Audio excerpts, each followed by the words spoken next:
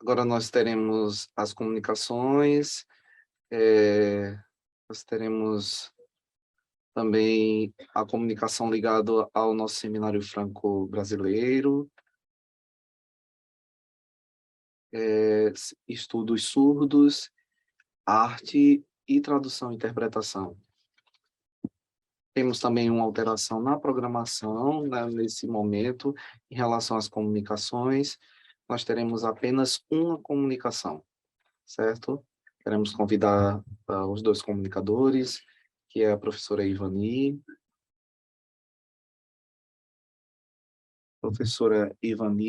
Fusilier Souza, e também a professora Ronice Miller de Quadros.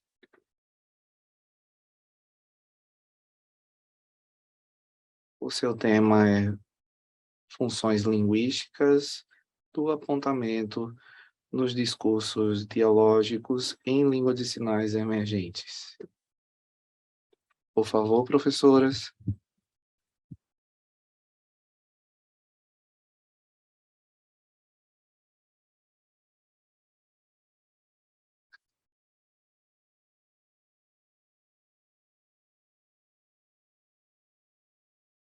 Muito obrigada.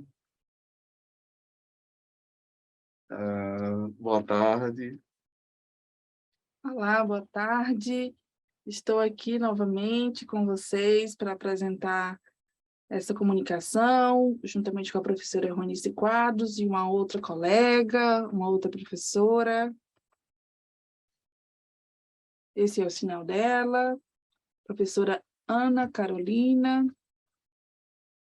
Nós vamos falar sobre as funções de apontamentos linguísticos, do apontamento nos discursos dialógicos em línguas de sinais emergentes.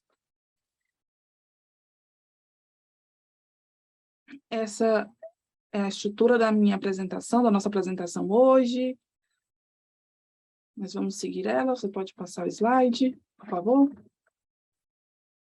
Ontem, nós já conversamos muito sobre as línguas de sinais emergentes, como é que elas se organizam, de onde elas surgem, entre surdos e ouvintes, nesse contexto familiar. Muito do que eu falei ontem, você já me acompanhou, vocês já me acompanharam. Então, a língua de sinais emergente, você consegue identificar em várias situações aqui no Brasil. Ela acontece, às vezes, em contextos isolados, por exemplo, na Amazônia, né, em algumas cidades. Ela emerge a partir de contextos linguísticos, em vários tipos de ambientes e situações, a partir de contexto de interação, e dessas potencialidades, né, do corpo nessa produção linguística.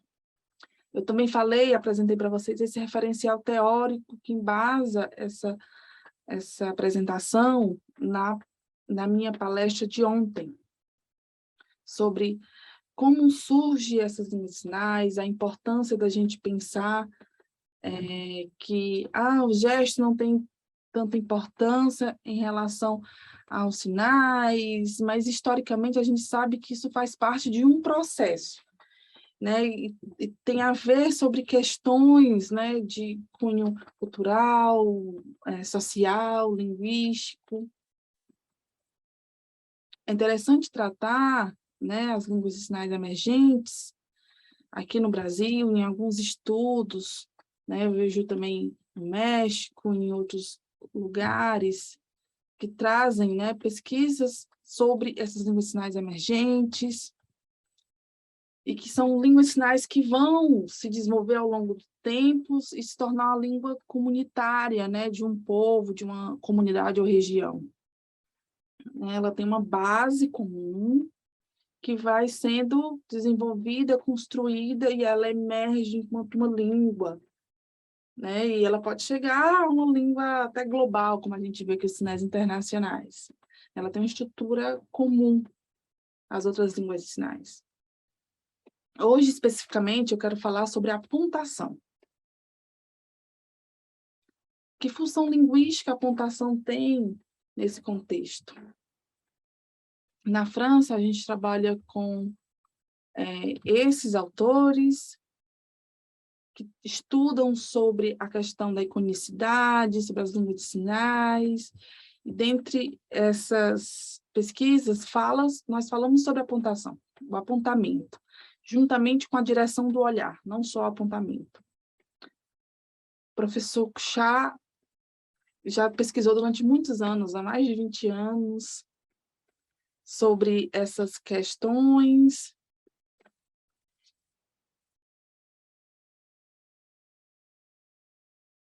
Desde 1996, ele tem trabalhado, né, com apontamento e a direção do olhar, que eles acontecem de modo combinado, uma díade.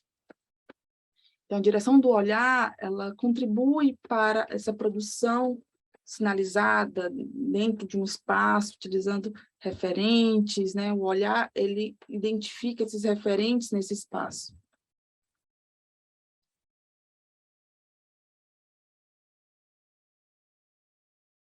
Da mesma forma como a linguística descreve, né, as línguas orais e seus componentes, elementos, para as línguas de sinais a gente precisa entender como é que o espaço estabelece essas dimensões, né, no que se refere a essa produção linguística, né? Nós temos aí o plano de enunciação, o plano do enunciado, e essa pesquisa utilizou como corpus, as primeiras pesquisas,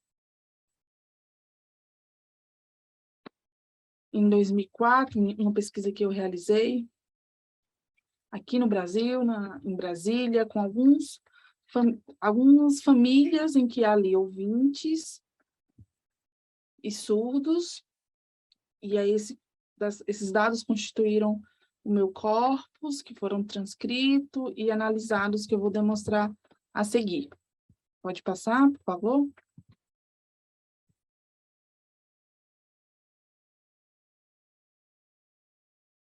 Nós fizemos aí uma coleta, né, de cada momento, que durou em média 15 minutos, né, foram várias gravações, que somou aí 764 no total de usos de apontamento nas produções, nos vídeos.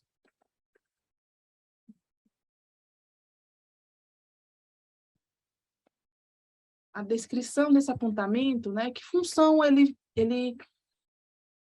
apresentou nessa produção, né, se divide em 4 valores, em 4 categorias, a partir dessa perspectiva linguística.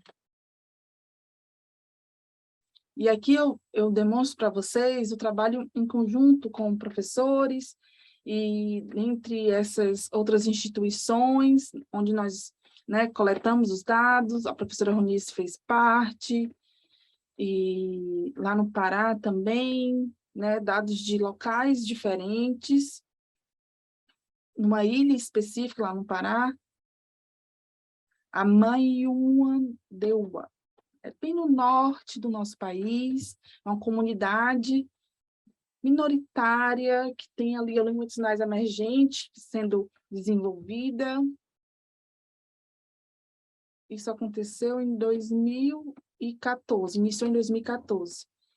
Aí, em seguida, em Brasília, desde 2004, e a professora Ronice trouxe os dados que foram coletados na cidade de Estrela, em Santa Catarina. Como vocês veem aí, são recortes, né, das filmagens que compuseram o nosso corpus, e a partir daí nós analisamos esses dados.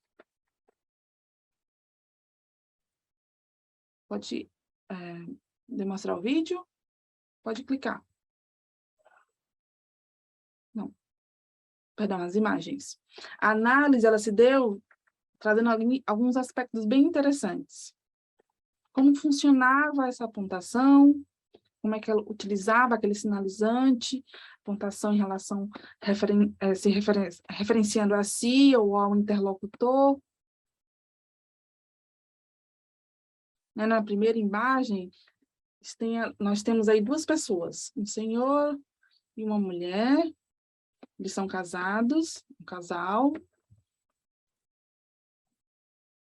E é interessante a forma como ele apontava, direcionava esse olhar para si, para esse interlocutor. Na segunda imagem, mesmo casal, não, perdão, um outro casal. Uma delas é a mãe da Ronice, essa senhora de cabelos brancos, e uma colega, uma amiga, que cresceram juntas, ouvinte. E aí nós percebemos a direção do olhar também, né, durante essa gravação. E a apontação de si para o outro, na direção do olhar, fazendo uso dessa apontação. Nós temos agora, as imagens de cima, a questão da direção do olhar e o apontamento para um outro espaço. Ele aponta para o lado, para o referente na terceira pessoa, ele, o você, perdão, mas direciona o olhar para frente, outra pessoa à sua frente. Então, quando ele faz isso, ele indica a terceira pessoa por causa da direção do olhar. Não é só o local em que ele aponta, mas também a direção do olhar combinada. Então, isso demonstra a importância da análise desses dois aspectos.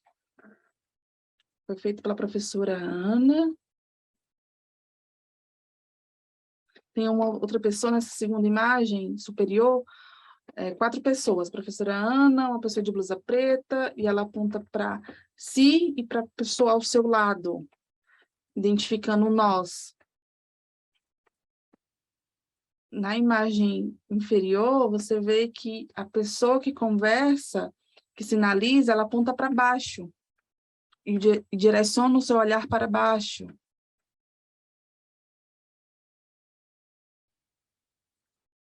E aí, estabelecendo esse referente no espaço, nesse plano de enunciação.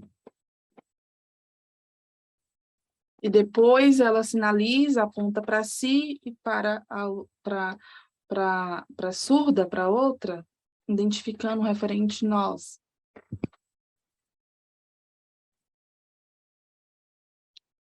Uma outra categoria de apontamentos que foram identificados é em relação aos deíticos, né, nessa língua de sinais emergente.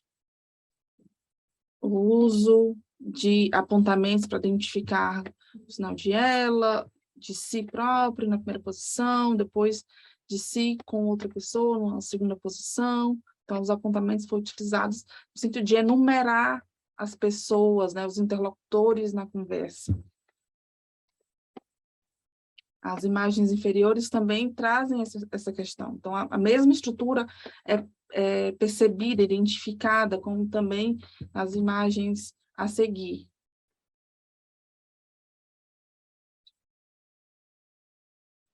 O apontamento, ele é utilizado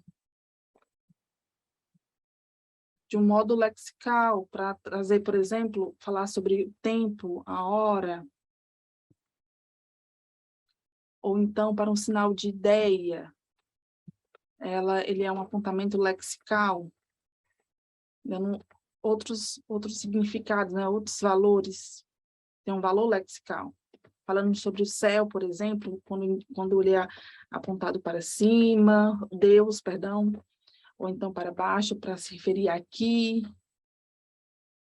E ali é um apontamento com valor lexical para aquela comunidade, para aquela língua de sinais emergente.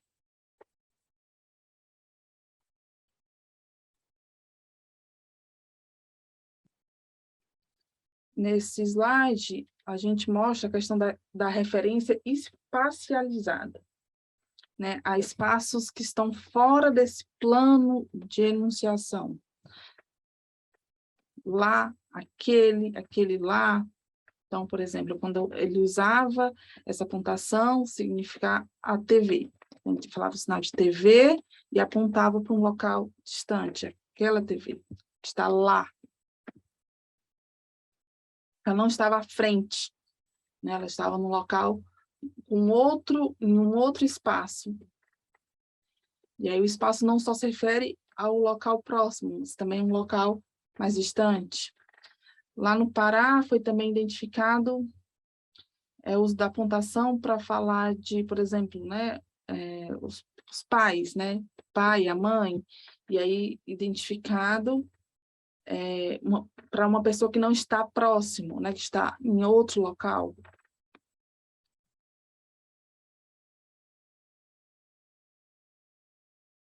Há também lugares ou pessoas ausentes do plano de enunciado.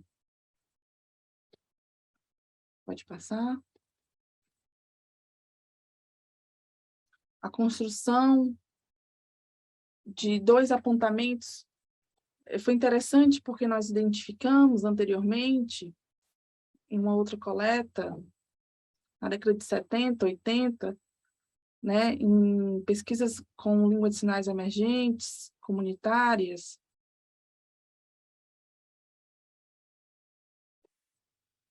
sobre o uso, né, da repetição do apontamento para identificar mais de um referente. Então, lá, dançar lá, por exemplo. Então, lá, esse uso, né, do apontamento repetido identifica, né, o espaço, depois o que acontece e volta para, né, é um uso de um deítico. Ou então, dançar, ou, né, a festa, ou então, por exemplo, a esposa, uma pessoa.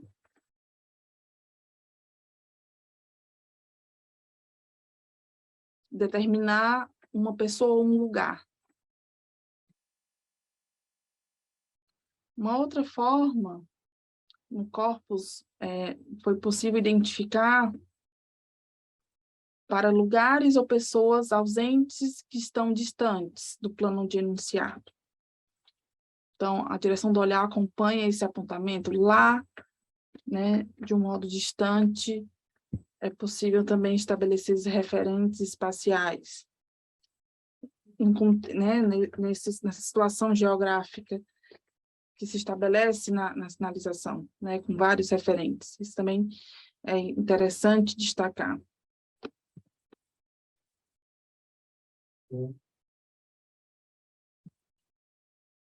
No corpus também conseguimos, nessa investigação, identificar questões muito interessantes, que trazem aí a questão do plural. Então, quando eu digo assim, a casa,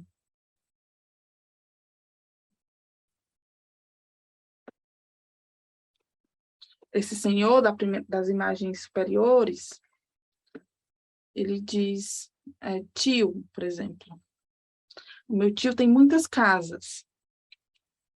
Aí ele faz o sinal de casa e faz vários apontamentos para lugares específicos para dizer esse plural. Um outro exemplo, nas imagens do meio, assim, olha, existem ali muitas casas. Essa, ter muitas casas. Também usado para marcar plural, como também as imagens inferiores, que se referem à comunidade do norte do Pará. Essa senhora que está ali, ela apontava diversas vezes, né, fazia o sinal de casa em vários locais e apontava para eles. Era interessante essas formas de expressão em relação a esse espaço. É mais um exemplo desse corpus.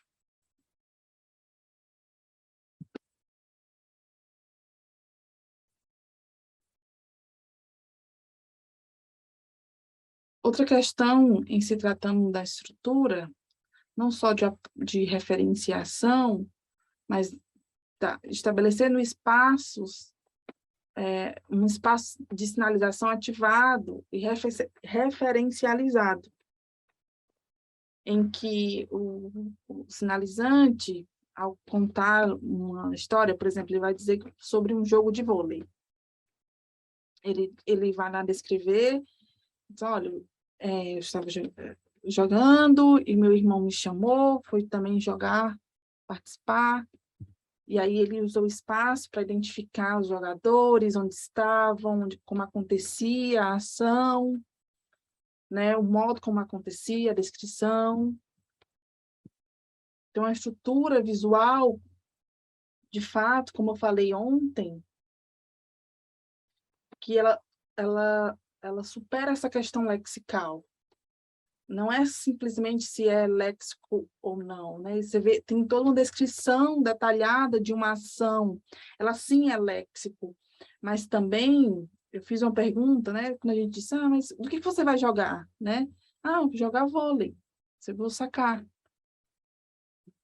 E aí, nesse momento, é um léxico, mas no momento que o outro vai, quando há a descrição da ação, e aí ter esse detalhamento, né, usando ali pontos do espaço para identificar as pessoas, a ação. Então, é um uso do espaço ativado e referencializado. Hoje, pela manhã, nós tivemos uma fala que trazia sobre a questão do espaço, os referentes. Então, isso tem relação direta com o que nós estamos falando agora.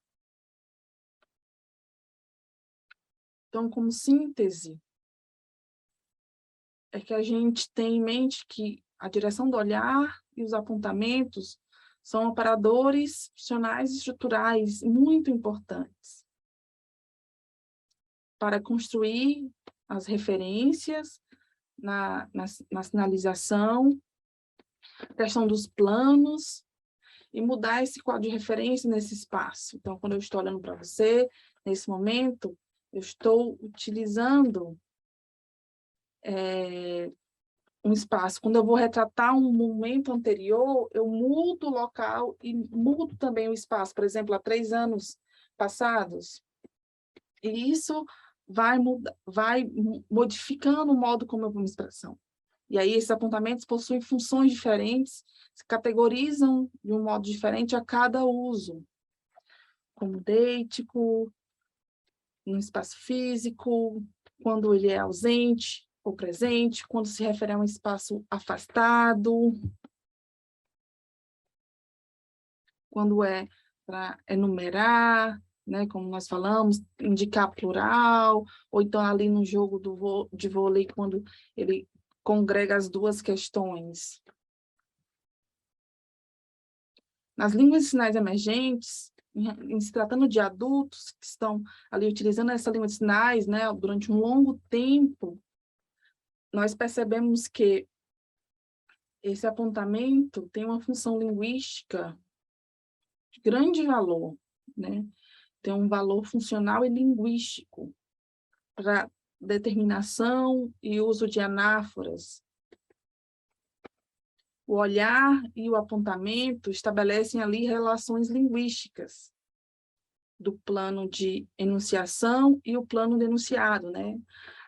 O uso dos planos ao longo da produção linguística e os apontamentos deíticos, eles são produtivos porque podem indicar pessoa, espaço ou tempo.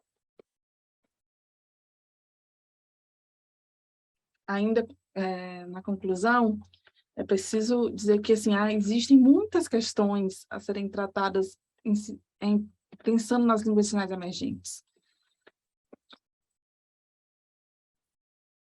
Porque as línguas de sinais emergentes, elas, né, a partir dessa investigação, você vai entender esse funcionamento e ela colabora, né, com o próprio desenvolvimento da língua, né, a evolução dessa língua como uma língua de herança, que ela não precisa perder ao longo do tempo esse valor, esse peso. São surdos que estão em contextos, em comunidades distantes, sem acesso à educação, que tem ali, mesmo assim, potencialidades semiológicas e comunicativas, né, em seu corpo, na sua produção linguística. E é possível, a partir desse partilhar de experiências, na interação, se abrir para esse conhecimento do uso, não só olhar como o surdo, coitadinho, deficiente. Não, identificar que ele produz no seu corpo a língua, né? O uso naquele contexto pragmático dessa língua. E com diferenças, né? Entender que há diferenças nas línguas, que elas se complementam, aceitar essas diferenças de si e do outro. Importante também frisar que os estudos que trazem narrativas, né? A produção de vídeos de narrativas, a contação de histórias, ela se torna também essencial para essas análises, para compor ali e identificar a estrutura da língua.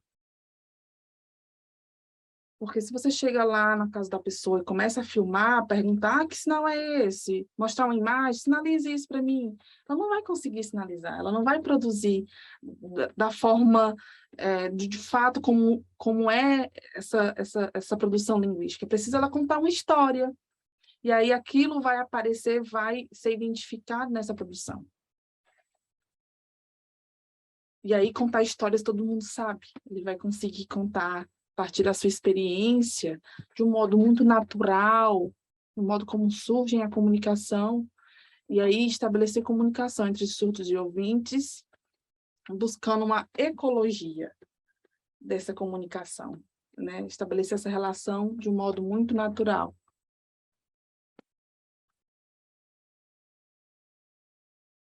Essas são as referências do nosso estudo.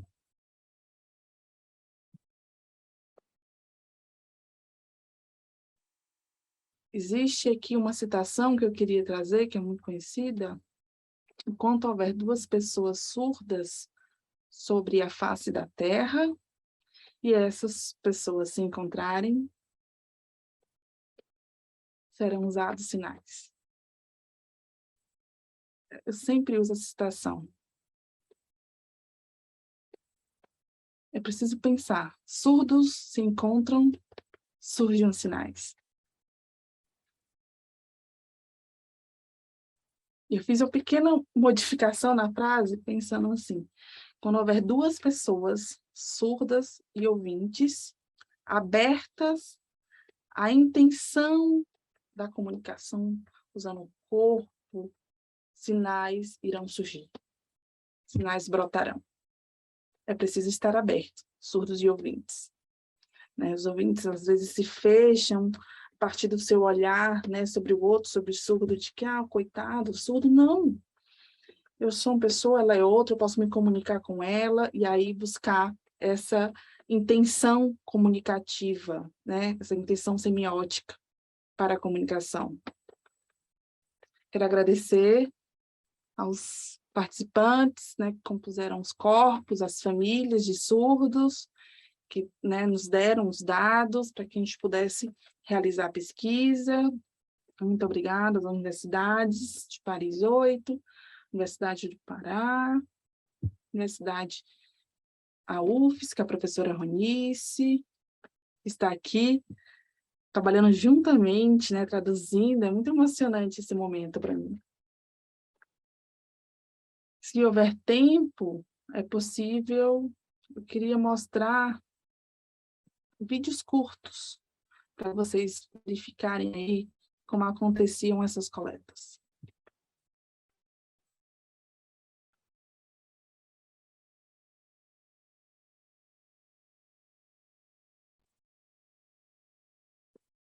Você viu que ela sinalizava a ouvinte, ela apontava para si e para outra.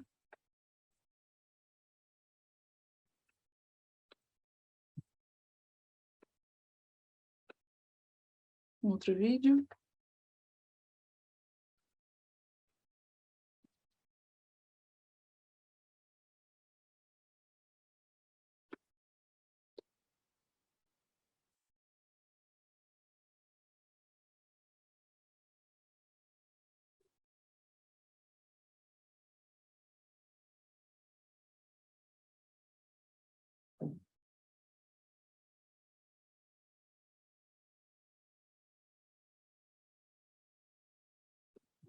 Ela aqui está do meu lado.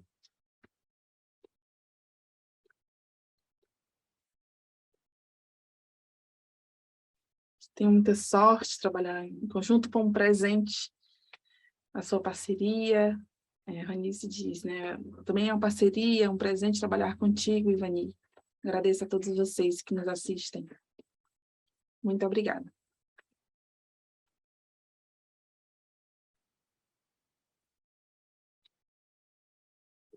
Nós queremos informar que as próximas comunicações, como elas foram canceladas, a gente pode abrir, nós temos tempo para perguntas, se houver interesse de fazer alguma pergunta sobre a apresentação, nós temos tempo. Eu estou aqui misturando um pouco de Libras, sinais internacionais, perdão. Eu tenho que mudar aqui qual é a língua que eu vou usar nesse momento. Fiquem à vontade. Estão cansados, né? Estão todos aqui cansados. Estou vendo aqui vocês da plateia. Não, chega. Não mais, vamos finalizar o dia? É isso? Então, terminamos assim. Interessante, vocês viram que nas línguas sinais emergentes, a partir do nosso corpus, né, dos corpos que nós formamos, um deles com a mãe da professora Ronice, onde ela estava junto com uma amiga de infância, que, né, produzia uma língua de sinais, né, nesse contexto emergente. Você pode falar talvez um pouco sobre ela, como era esse encontro da ouvinte de sinalizar com a sua mãe, professora Ronice? Vocês viram que é a minha mãe no corpus, né? A minha mãe que estava de blusa preta,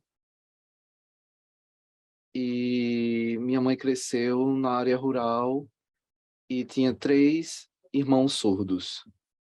Cresceram juntos na família e toda a família interagia em língua de sinais.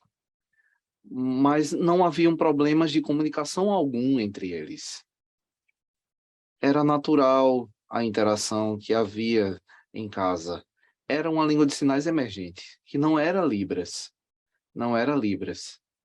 Era deles aquela língua de sinais. Eram sinais diferentes. A minha mãe e a amiga dela, ouvinte, que está viva, as duas cresceram juntas, muito amigas as duas, conviviam muito, diariamente. Até hoje, as duas se visitam e conversam por horas. E aí vocês sabem como é quando nós somos amigos, né? Nós sentamos e passamos horas batendo papo. Conversas longas que não têm fim, né? Sempre tem muitas coisas a comentar. E as duas conversam por horas sem fim. E são idosas, né? São da terceira idade e desde a infância até a terceira idade. Mas eu estava filmando e deixei a câmera lá ligada e as duas conversando. Fiquei lá, iam lá, tomavam um chimarrão, voltavam para conversar. E qual era o assunto? E aí, as duas têm já idade avançada, o assunto era, olha, você sabia? E aí, você sabia que... E usava o sinal de uma pessoa, lembra? Ele morreu, morreu. E aí o sinal que elas usavam era esse. Morreu, infelizmente. Lembra daquela pessoa que fazia tal coisa, que costurava? Morreram todos. Mudou, esteve de mudança, foi embora para um lugar, e aí se separou. A conversa era essa. E as duas se olhando, se entreolhando e conversando. Uma atenção prazerosa entre as duas. Muito interessante, né? E aí nós duas fomos, né? Eu fui a Paris, né? E aí nós pensamos como fazer as análises, né, desses materiais, desse corpus, e apresentar para vocês hoje. Eu não sou autora, né? Eu estou aprendendo com a Ivani, né? E ela tem esses estudos mais aprofundados de língua emergente. Muito obrigada, Ivani.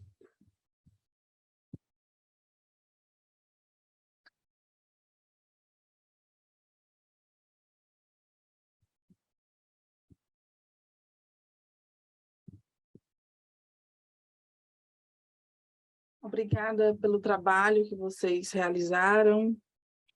Eu estou aqui acompanhando as apresentações, as comunicações em sinais internacionais, a tradução que está, né, sendo apresentada, e eu pensei agora sobre a questão das línguas de sinais emergentes. Aqui no Brasil, a Libras é uma língua nacional que, a partir dela, é possível pensar que há mudanças, né? E não, isso não impede que não sejam respeitadas as línguas emergentes que estão sendo criadas nessas comunidades. E é uma pergunta muito recorrente. Quer dizer que as pessoas vão lá, investigam, coletam essas línguas, mas não devolvem para essa comunidade a outra língua, outras questões que seriam interessantes para esse contexto. Então, se você quer pesquisar numa comunidade como essa, é preciso sempre refletir, estabelecer um ponto de troca, né? Você vai lá buscar, coletar, mas também precisa respeitar, devolver algo para essa comunidade. É de grande relevância que isso aconteça. A respeito da minha mãe, desse exemplo com a minha mãe, e eu sempre falei para ela, mãe, como você se comunica diferente? Você às vezes não usa Libras. E aí ela usava aquela língua. E eu perguntava para ela, mãe, eu posso gravar para a senhora? Para que a gente preserve essa herança da língua que a senhora se comunica. E a minha mãe, sim, pode, minha filha. Pode gravar, sim. Os irmãos da minha mãe já faleceram. Já faleceram. Minha mãe é a única usuária dessa língua. O pai da minha mãe, o meu avô, e as gerações passadas usavam essa língua. E que ela é uma língua que está se esvaindo. A minha mãe é a única usuária de uma língua, junto com a sua amiga ouvinte. Ela não é surda. Ela é um ouvinte que usa a língua que a minha mãe usava com os meus tios. E eu perguntava para minha mãe, a sua pergunta a respeito da questão do Brasil, do corpus da Libras, por exemplo. Quando nós iniciamos as investigações com o corpus, nós pensamos em trazer a comunidade surda para dentro da nossa pesquisa, para discutir e qual a importância da preservação da nossa língua. Vocês querem que a língua seja registrada e que ela não se perca com o passar do tempo? Essa foi a primeira pergunta que nós fizemos para a comunidade surda. É necessário pensar. Eu gostaria de falar uma coisa para você. Registrar a história em vídeos das pessoas surdas. Quando as pessoas surdas colocam o nome, né, quando nós trazemos esses atores surdos para dentro do corpus, nós pensamos em colocar um outro nome, um pseudônimo, para tratar daquela pessoa, para que não pensar sobre as particularidades daquela pessoa. Mas a pessoa está no vídeo. Como nós faríamos isso? Colocaríamos o nome real da pessoa. Os surdos respondiam, pode colocar o meu nome. Não coloque um pseudônimo. Eu quero o meu nome. Por exemplo, eu, Ronice. Eu sou a sinalizante do vídeo. A história quem está contando sou eu, Ronice. E todos os detalhes que são registrados. E aí eu sei que o objetivo era a pesquisa. Eu sabia da importância daquele registro. Mas quando nós começamos a fazer toda a edição dos vídeos, nós colocamos os nomes, o nome Maria. O nome tinha autoria. O autor sou eu, é a minha história. Não é daquelas, não é de vocês, é minha, é a minha história, eu que estou contando. Deve ter o meu nome, faz parte da minha infância, de tudo que vivi, é a minha vida, então tem que ter o meu nome. A autoria é minha. E aí, quando vocês verem no corpus, vocês verão o nome dos autores daquelas histórias.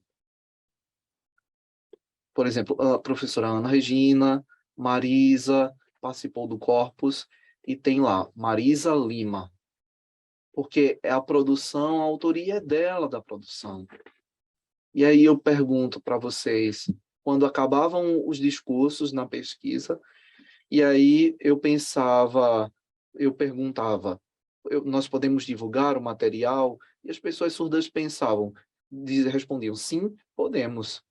Então, as pessoas surdas queriam o seu nome como autoras, e nós pensamos em respeitar isto, e deve ser respeitado isso, e deve ser levado como modelo para outros lugares.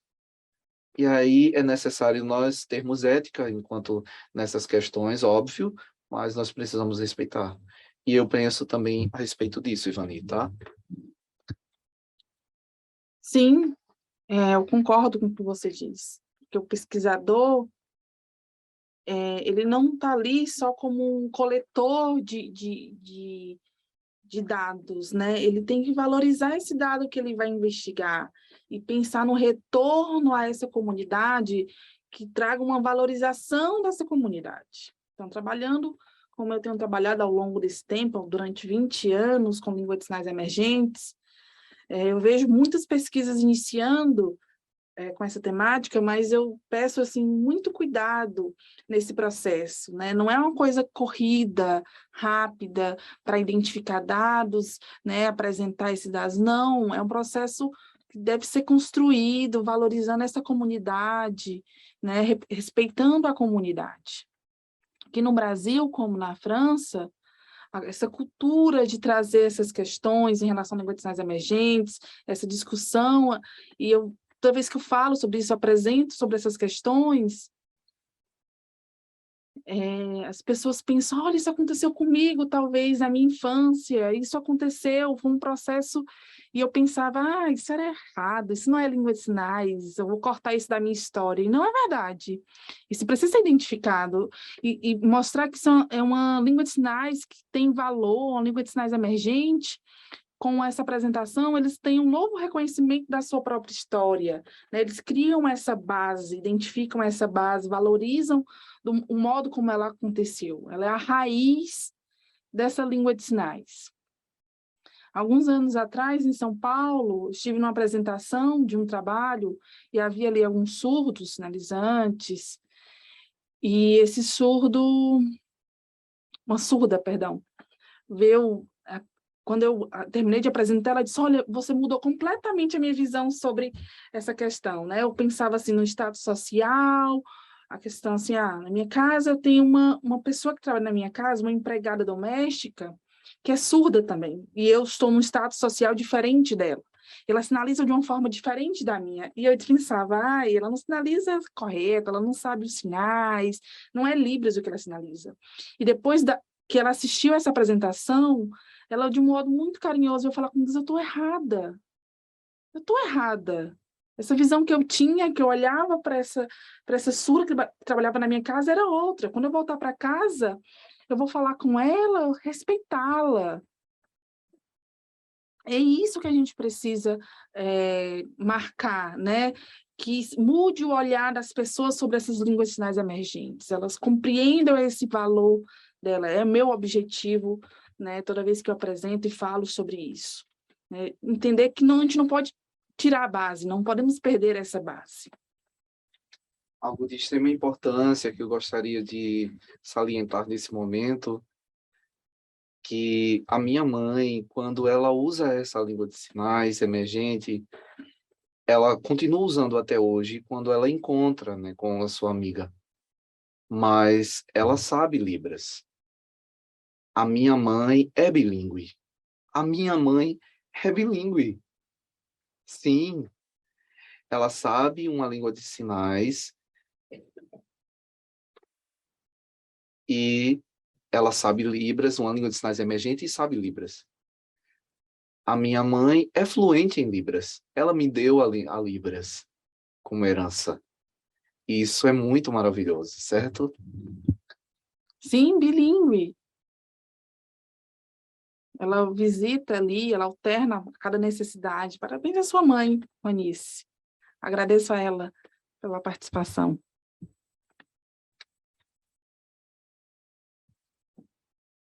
Nossa, eu vi a questão das línguas de sinais emergentes e realmente pensei que eu posso também pesquisar sobre isso. E aí nós não precisamos também, quando o Ronice falou sobre a questão de ter o registro, o nome da pessoa, né? A produção da pessoa, e aí quando a gente vai fazendo, por exemplo, na minha pesquisa de doutorado, eu entrevistei algumas pessoas surdas, e as pessoas surdas sempre queriam que o seu nome estivesse como autores daquele discurso. E aí, muitas vezes, quando a gente está naquela realidade ali do social, às vezes a gente fica muito distante da realidade do acadêmico, né? É a nossa responsabilidade enquanto pesquisador. Às vezes a gente está pensando em alguma coisa, mas Isso. esse é parte do resultado. Parte do resultado que muitas vezes as pessoas não veem, né, a realidade, mas nós queremos mostrar. E esse é o resultado de uma pesquisa. Esse é o verdadeiro resultado de uma pesquisa. Eu, por exemplo, na Associação de Surdos do Rio Grande do Sul, sempre eu faço uma sinalização pensando nas pessoas surdas que não usam língua de sinais da mesma forma que eu. É isso. Eu agradeço por tudo isso que vocês falaram aqui, tá? Sim, sim, eu acho que é o que eu tenho em mente. Eu sempre tenho que retornar, voltar, mostrar para essas pessoas, olha, o que eu construí, o que eu identifiquei com a pesquisa que eu fiz, que você participou. Mais duas pessoas e só, né?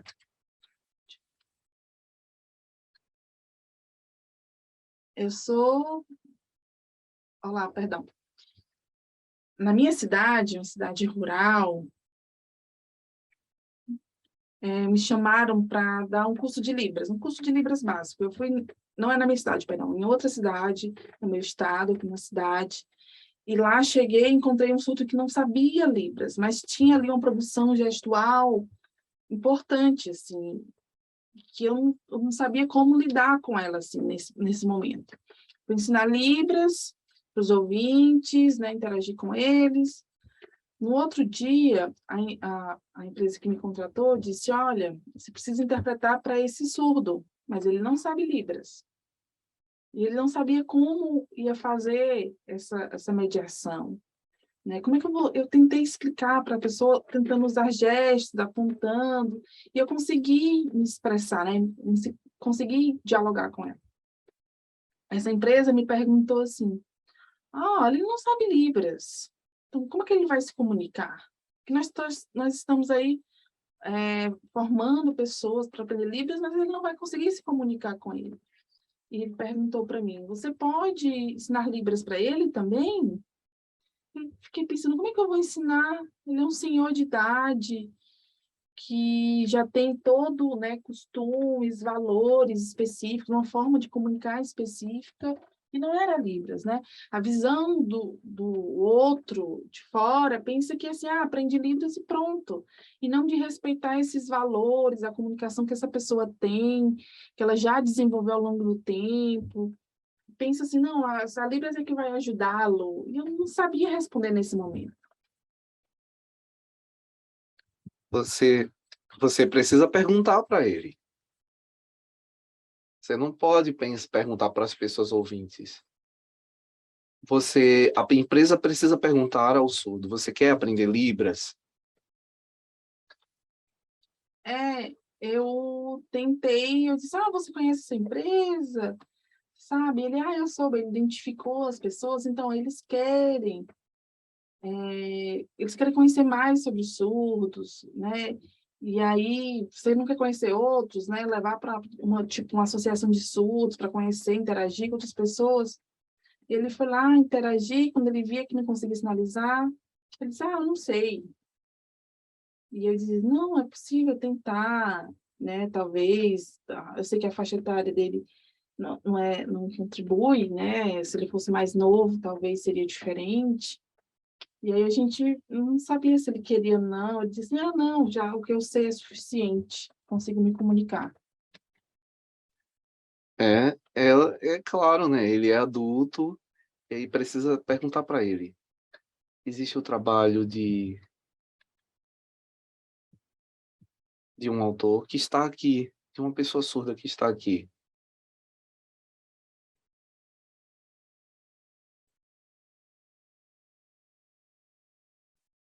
Ele pesquisa, você pode vir aqui falar um pouco da sua pesquisa, é rápido, mostrar só como você resgata, né, essa questão de pessoas surdas que usam línguas emergentes para interagirem também em Libras, né?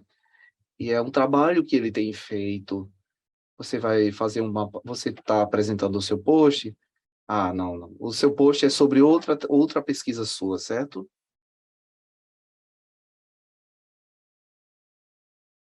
Então, a pesquisa de doutorado dele, já de muitos anos, de 2001, a tese dele, lá na Universidade Federal do Rio Grande do Sul, foi uma pessoa pesquisa de mestrado, certo? E depois ele fez doutorado sobre outra temática. A pesquisa dele era sobre comunidades surdas que estavam isoladas, que utilizavam gestos. E ele foi em campo verificar, fazer coletas de dados a respeito dessas comunidades, desses surdos que estavam nesses lugares, e levavam essas pessoas surdas para uma associação de surdos, e quando eram inseridos, a língua de sinais fluía, a Libras fluía de forma muito forte. Eu tento incentivá-lo para que ele mantenha contato. Eu acredito que a gente precisa respeitar. De fato, como a professora Roniz falou, questioná-lo se ele realmente deseja, não ordenar que ele vá, mas de forma natural ele se sentir atraído para estar ali. Primeiro, o respeito à pessoa humana como um todo. Já é uma pessoa adulta, né? E aí nós precisamos atraí-lo dessa maneira, dar as mãos com ele e ir junto, né? Nós precisamos pensar que apenas porque ele é adulto ou velho, que ele é ignorante. Obrigada pelas respostas. Agora eu tenho uma pergunta, tenho uma curiosidade, queria saber da visão de vocês sobre essa questão que eu vou falar. Então, tem surdos que estão na comunidade rural e surdos que estão em contextos urbanos. Então, eu, um linguista, pesquisador, devo identificar, mudar meu estilo, o meu registro de sinalização para tentar me comunicar com esse grupo, com cada um desses grupos, e aí mostrar, né, através dos dados, quais são esses resultados que eu encontro. Não só... Por que alguns chegam lá e dizem, esse não é o sinal que você deve usar, ou então deve usar um outro sinal, é assim que sinaliza. Eu acho que essa questão de status entra em questão, né? A pessoa que está lá diz assim, olha, eu sei a língua de sinais, vocês devem se submeter a mim, né? Eu estou numa posição superior a você. E aí diz, olha, eu fico perguntando lá, que sinal é esse? Você tem sinal? Vamos pensar em um sinal para tal coisa, sinal para outra coisa. Que é sempre, assim, numa visão de equiparar o outro a si, né? Existe muito disso. É verdade, Heloísa. Em relação a isso, a língua tem disso, né? Tem dessa coisa do poder. Por exemplo, as comunidades indígenas, quando um pesquisador vai às comunidades indígenas, geralmente oprime as comunidades, porque existe um poder, né, no fato de ser, ou por exemplo, às vezes por ser uma comunidade de minoria, ou por ser apenas uma família usuária daquela língua, e que é perigoso que se esvaia aquela língua, né, com o passar do tempo. E os filhos de, por exemplo, na minha tese eu coloquei um T. Na tese da professora Dinase Silva, ela pesquisou comunidades muito pequenas, que haviam 9 pessoas que sabiam uma língua chamada caiçara, o nome da língua. 9 pessoas apenas usavam aquela língua. E o que aconteceu? O filho de uma pessoa surda foi a uma escola aprender Libras. Quando voltou, ele voltou ordenando que as pessoas surdas que usavam aquela língua que ele aprendeu primeiro não usassem mais e começou a ensinar a Libras. É uma espécie de colonização, né? E isso é parte de uma discussão. Por exemplo, a minha mãe é bilíngue. A escola nunca colonizou minha mãe. É uma língua que nasceu no ambiente familiar e que depois, quando ela casou com o meu pai, com o seu esposo e interagia em Libras, né? Aprendeu Libras. Mas não pensava que a língua, a primeira língua dela era uma língua inferior a Libras, não pensava. Mas, por exemplo, quando a professora Heloísa perguntou isso, em relação a tudo que muitas vezes nós, professores de Libras, vocês que são formados em Libras, tenham consciência de utilizar, saber que as línguas são diferentes, que não, por exemplo, sinais internacionais. Está utilizando, nós temos Libras e sinais internacionais aqui. São 2 línguas. Eu, por exemplo, sei Libras e sei outras línguas de sinais. É possível aprender. Quando uma língua emergente é usada em uma comunidade, é necessário preservar e registrar. Assim como nós registramos a Libras para preservá-la, né? É muito importante, tem esse valor e aos poucos a gente precisa pensar sobre isso e é necessário a gente parar de colonizar as pessoas surdas e nós temos esse poder de colonização linguístico, né? De muitas vezes pensar que as línguas emergentes são línguas inferiores à nossa língua, né? Mas nós podemos trazê-los para cá sem oprimi-los.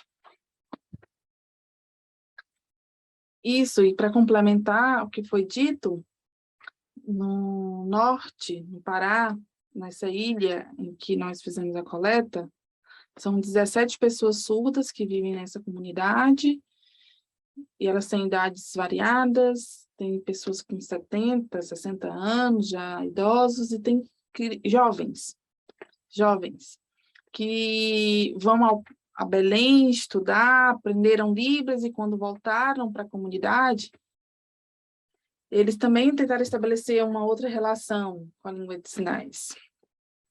E já aconteceu também há uns 10 anos atrás, um ouvinte que descobriu a comunidade, olha, eles são surdos. Ah, coitadinhos.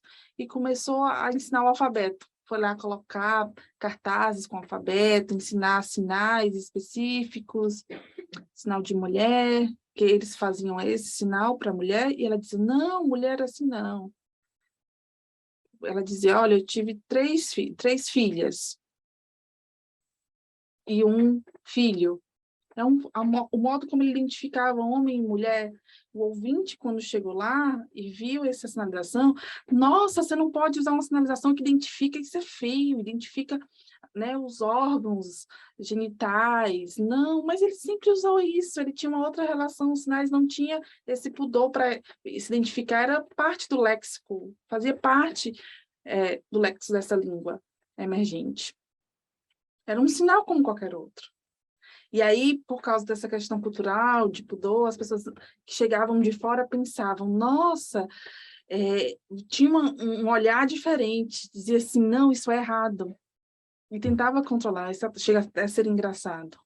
E aí eles ficam usando, às vezes, um outro, né, esses sinais que se identificavam dentro da sua língua de sinais emergente, ou sinais da Libras, por exemplo, de um modo natural, né, em vários momentos, sem também demonstrar que é feio ou certo, ou julgar, né, trazer valor de julgamento para esses sinais, para esse léxico, que é um léxico, é linguístico. Isso é importante ser tratado aqui, porque isso não é algo muito simples, é complexo de fato. Por exemplo, as comunidades indígenas passam muito por isso, que muitas vezes comunidades indígenas que são longínquas, por exemplo, que não têm TV, que não têm internet, acesso à internet, essas, e que aqui no Brasil elas existem. E aí pensa que muitas vezes o Brasil fica naquela discussão, damos internet a eles, damos TV a eles ou não? Essas questões da tecnologia. A TV, obviamente, vai influenciá-los por causa da língua portuguesa. E o que acontece? Políticas linguísticas precisam ser organizadas para a valorização da cultura daquele povo, daquela comunidade em específico, para incentivá-los a valorizar a sua própria língua e preservá-la. A Libras tem o seu valor, né? E aprender Libras também, serem bilíngues, por exemplo. É uma proposta de fazê-los bilíngues. Agora, se for uma pessoa adulta, nós precisamos convidá-lo a vir nos visitar enquanto comunidade, usuários da Libras, não determinar. Muito obrigada a todos vocês que nos assistem. E finalizamos aqui, então. Muito obrigada.